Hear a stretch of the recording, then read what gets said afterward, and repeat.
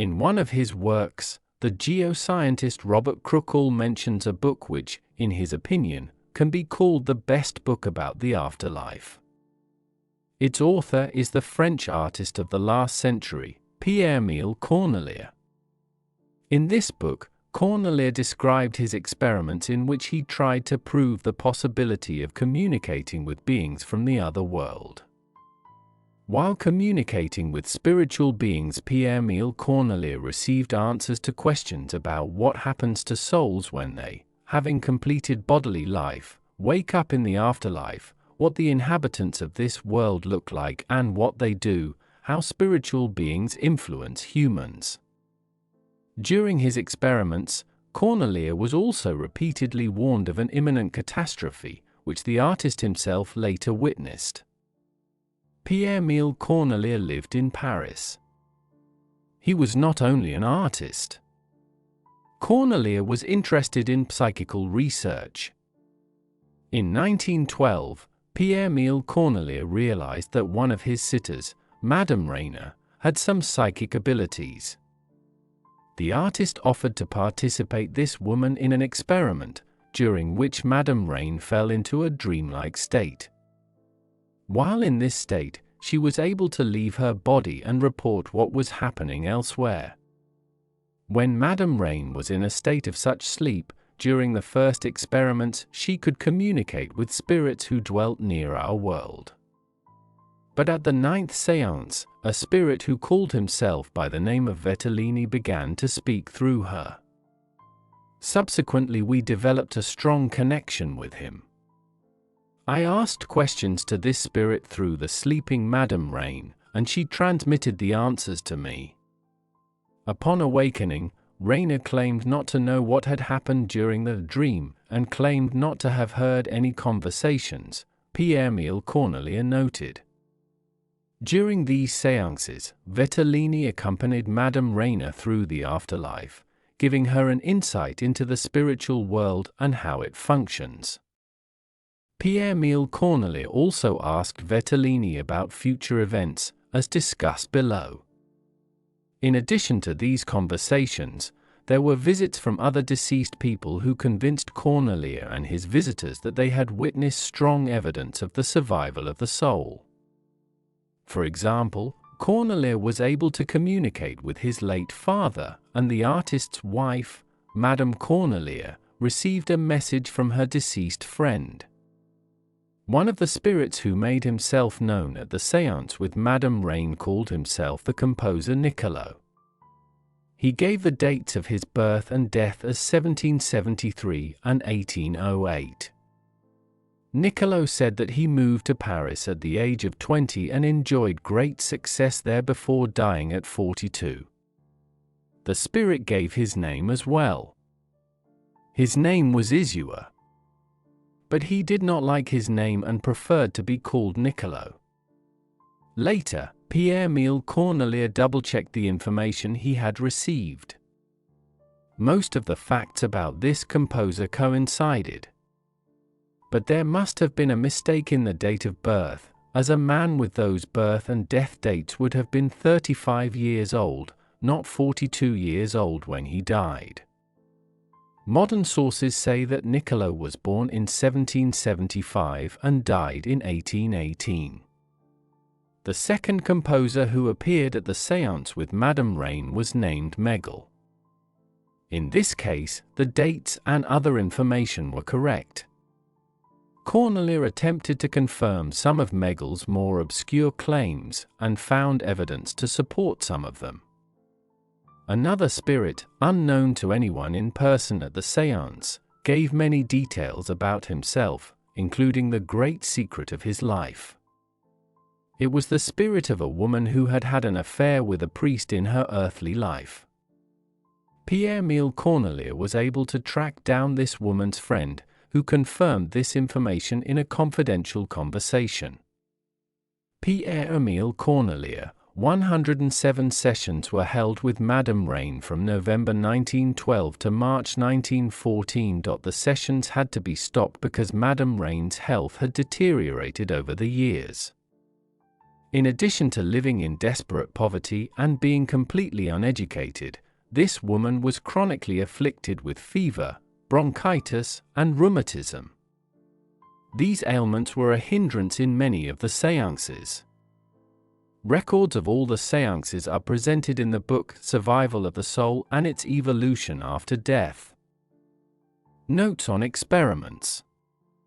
The publication of the book was delayed by the First World War. It was not published until 1920. Pierre-Emile Cornillier asked the spirit of Vetellini questions, the answers to which Rayner had to transmit. Thus, the artist asked what happens to the souls of people after death. After the transition, they are met by messenger spirits. After some time, the newly arrived soul appears before a gathering of higher spirits, who determine the degree of development of this soul. In case of low development, the soul has to dwell near the earth. It revises its earthly life, realizing its mistakes. It can also develop its conscience by observing the actions of people in the physical world. Souls that are close to the earth can develop or indifferently wander through space.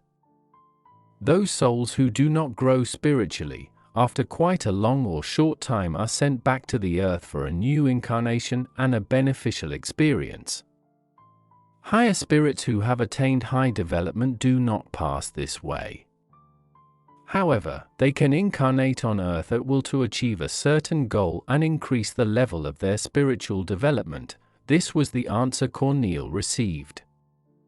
During the 42nd session, Madame Rain said that the spirits she sees differ in color.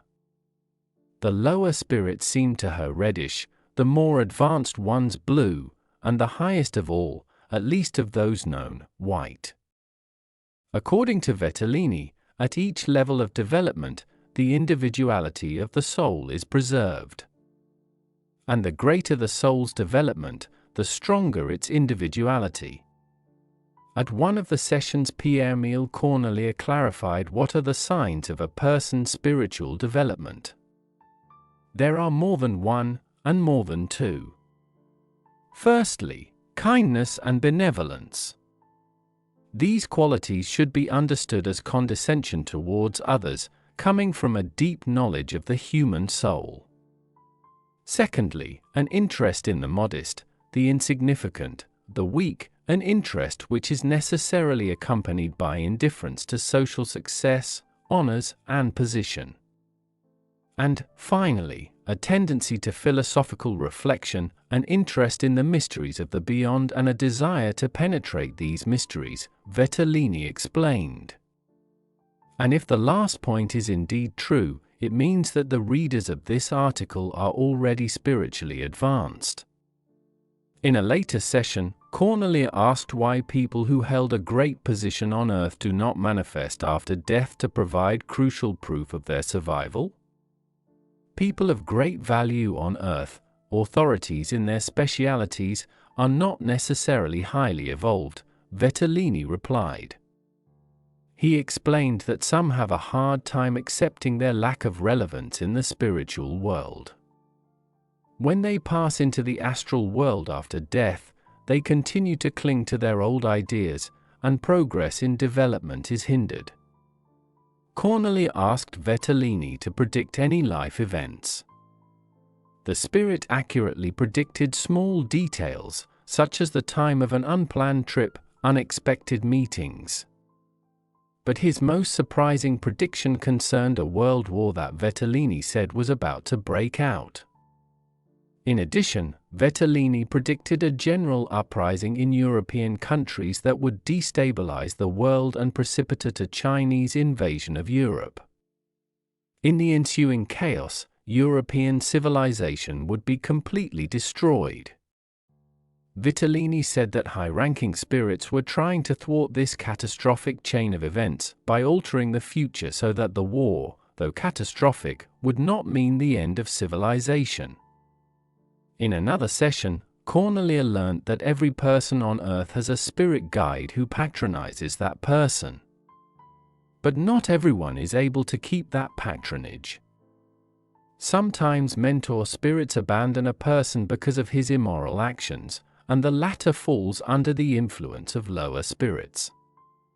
Cornillier was also informed that much of human life is determined by fate, over which we have no control. Vettolini explained, death is predetermined by fate, and there are many means to achieve it, illness or accidents.